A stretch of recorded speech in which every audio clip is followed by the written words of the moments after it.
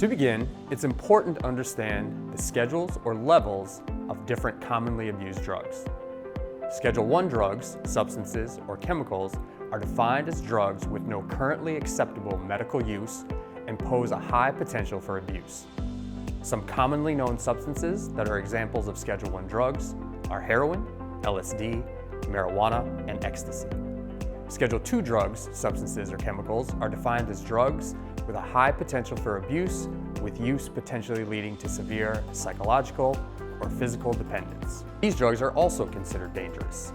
Some examples of Schedule II drugs are cocaine, methamphetamine, methadone, hydromorphone, meperidine, oxycodone, fentanyl, Adderall, and Ritalin. Schedule III drugs, substances, or chemicals are defined as drugs with a moderate to low potential for physical and psychological dependence. Schedule III drugs abuse potential is less than Schedule I and Schedule II drugs, but more than Schedule IV. Some examples of Schedule III drugs are ketamine, anabolic steroids, and testosterone. Schedule IV drugs, substances, or chemicals are defined as drugs with a low potential for abuse and low risk of dependence. Some examples of Schedule IV drugs are Xanax, Darvocet, Valium, Ativan, Ambien, and Tramadol. Schedule V drugs, substances, or chemicals are defined as drugs with lower potential for abuse than Schedule IV and consist of preparations containing limited quantities of certain narcotics. According to research, the estimated monetary loss to companies in the United States due to alcohol and drug-related abuse by employees totals $100 billion a year annually. Drug use at work can lead to many serious issues for a multitude of reasons.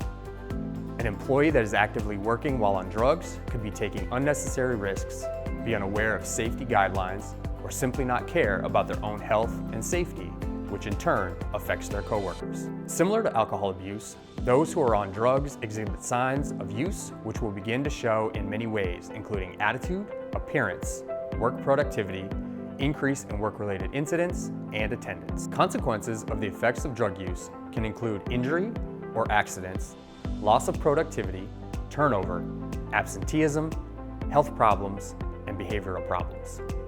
Indicators of drug use can include frequent, prolonged, and often unexplained absences, involvement in accidents in and off of work, erratic work patterns, and reduced productivity, indifference to personal hygiene, overreaction to real or imagined criticism, overt physical signs such as exhaustion or hyperactivity, dilated pupils, slurred speech, and unsteady walk.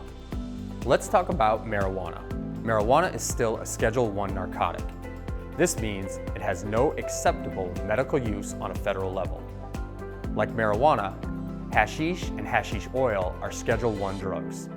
In the brain, THC, which is the main psychoactive ingredient in marijuana, connects to this specific site called cannabinoid receptors on nerve cells and influences the brain of those cells. The effect of marijuana on perception and coordination is responsible for serious impairments on learning, associative processes, and psychomotor behavior. Individuals who exhibit one or more of the following symptoms may be engaged in marijuana abuse: lack of attention to appearance and personal hygiene, secrecy or deception about one's whereabouts or actions, unexplained absences from work, sudden decline in performance at work, and otherwise unexplained change in peer group, possession of drug paraphernalia, engaging in eating binges, and engaging in risky, reckless, or otherwise dangerous behaviors. You're going to notice that a lot of these symptoms might carry over to other drugs, but because everyone metabolizes these substances differently, they're not all going to have the same signs and symptoms. However, marijuana is the most used, and recognition of these symptoms may likely indicate use of some sort.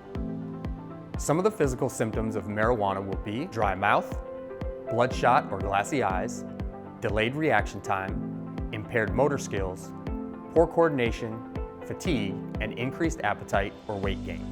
There are also cognitive symptoms which include memory problems, difficult tracking the passage of time, lack of ability to focus or concentrate, impaired sensory perception, delayed reaction or poor decision-making skills, and other psychosocial symptoms like increase in heart rate and agitation or irritability. They may also have a sudden decline in interest in activities and issues that were once of great importance. So, they might have been super detailed before, and now they're noticeably less detailed. Or maybe they really had a good relationship with some of their coworkers and now it's starting to clearly dissipate. This type of social withdrawal and isolation is a common symptom that can be a key indicator of substance abuse of many kinds.